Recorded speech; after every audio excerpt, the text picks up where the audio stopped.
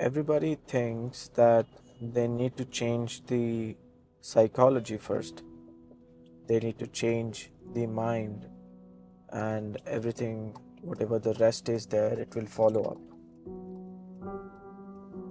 They think that they need to change their thoughts. They think that they need to somehow get control of their thoughts. Whatever the thoughts come into the mind, they think they need to work on it, change the thoughts, and then everything else changes. The you know the follow-ups when thoughts change are usually behavior, habits, and how the person is. Sure, it it could work to a certain extent. If we draw out a line of 100%, it could work somehow somewhere to the level, say 25-30%. But what about the rest 70%?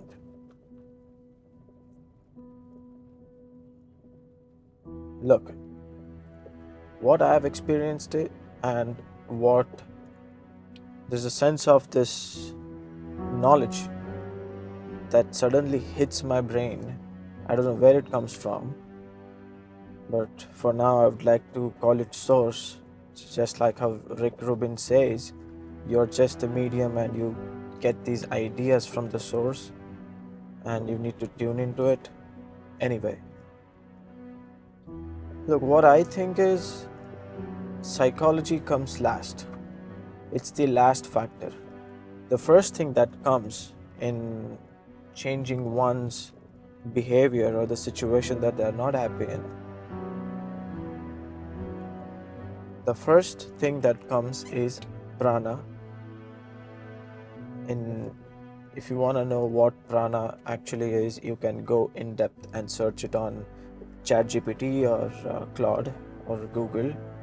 You will get to know the essence of prana. Prana is basically life force, the force of this existence. That is prana. That comes first. And what follows prana is the breath. Inhale, exhale. This is the second layer. And with the breath, the body follows. With the breath rests everything that is there in this material existence, like in terms of this body, that follows. Once the body follows, the mind follows the body. But what we do is, it can be in terms of like psychiatry, psychology, or whatever that is, has to do with mind or neuroscience. We usually draw it backwards. We first start with mind. We try to change the mind first, and then we think that everything else will change.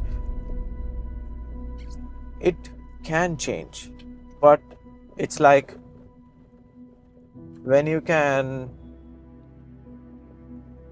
cross ocean with just 2 steps, rather than taking a whole exploration throughout the world.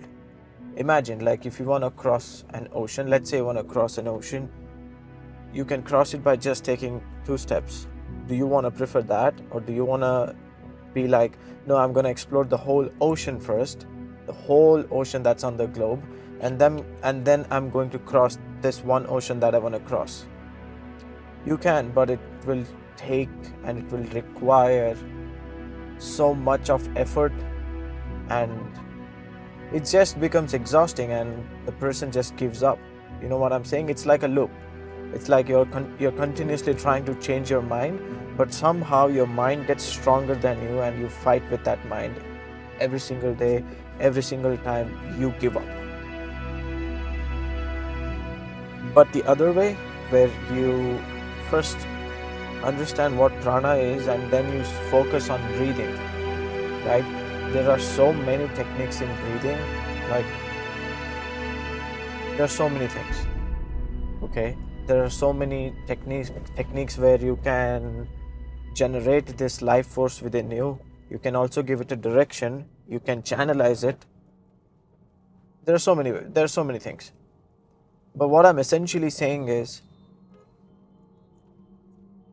Start with focusing on your breath. Don't try to fight your mind, because mind is this extraordinary soldier which is like, every time you hit it, every time you try to control it, it adapts.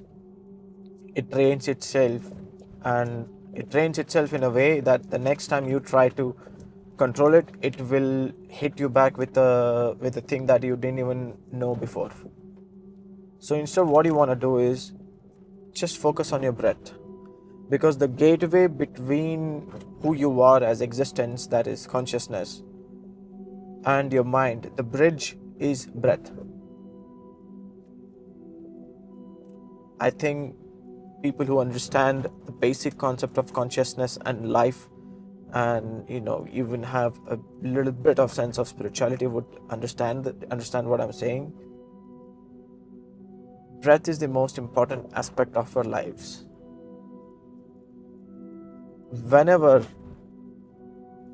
the mind shifts itself into different moods, say for example anger, agitation, anxiety, all sorts of different frequencies of energies, the breath changes, right? The breath immediately shifts. No matter, it's not even under control, like you're not consciously doing it. It's like, oh, okay, you're fearful, suddenly your breath changes. You're anxious, suddenly your chest feels heavy and your breath shallows down, right?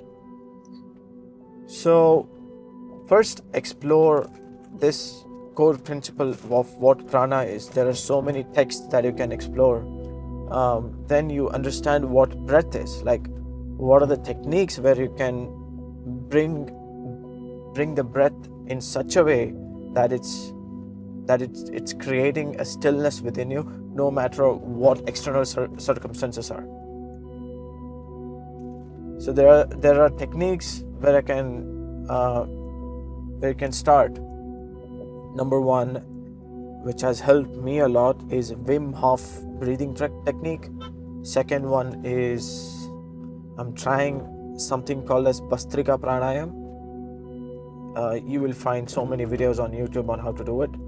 And number three, there's one video that this old dude has done a video on it. I don't know where he lives, but his YouTube channel is pretty interesting. He basically, the kind of technique he proposed was, I think he learned it from his masters.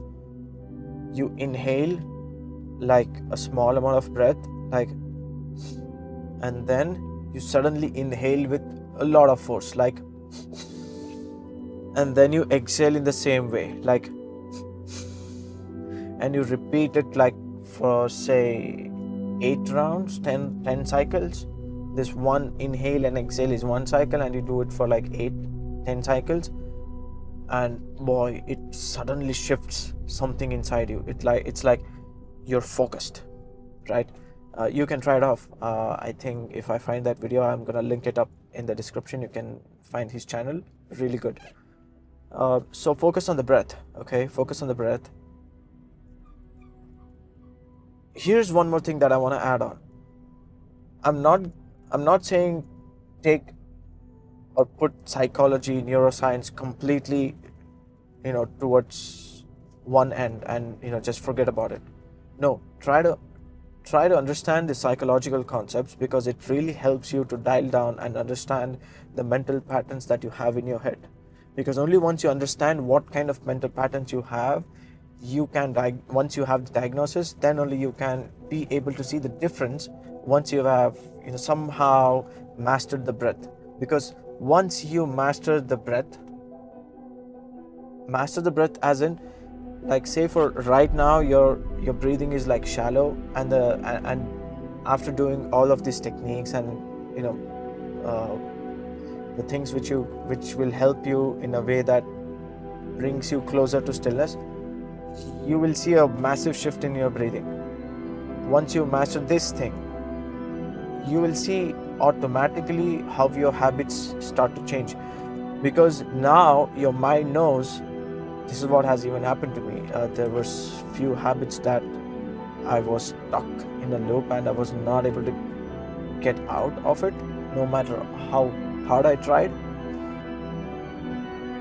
Right after, like, say 2-3 weeks after this breathing techniques and learning all sorts of things and actually implementing them in practical, like in life, not just learning it,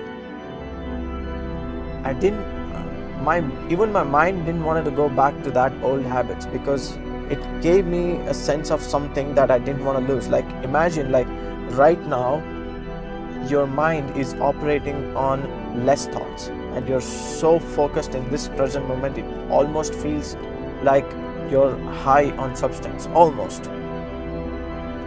So your mind doesn't want to go back to something that would numb it down.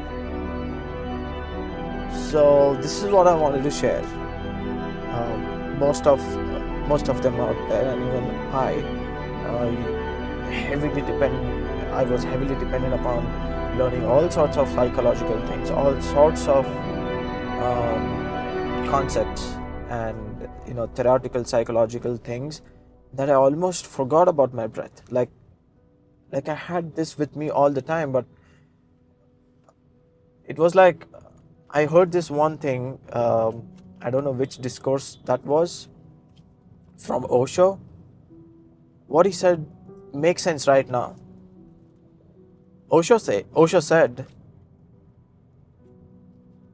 if your mind is trying to get something, or if it believes that if I achieve X and I'll get happiness, that means the mind doesn't have that in the first place to give it to you. If it had, why would you go looking for it? So the mind doesn't have the answers for what you're looking for. The mind only has the experience that you have lived so far. It doesn't know anything other than what you have experienced. Like, you're looking for a 24/7 peaceful stillness, happiness, right? The mind doesn't know it. How the mind, when mind doesn't even have it in the first place, how are you even gonna get it? And that makes sense right now, because all my time I was just looking all the things that I was looking for, I was asking it from my mind. Like, there was a constant conflict between me and the mind. And I think the journey is like finding who this me is inside of me that is talking with the mind. And yeah, it sounds very out of this world. But yeah, this is what I wanted to share. Damn, it's a 13-minute video. Alright, I will sign off now, and I'll make videos as and how I experience this world and learn things about life and mind. See you.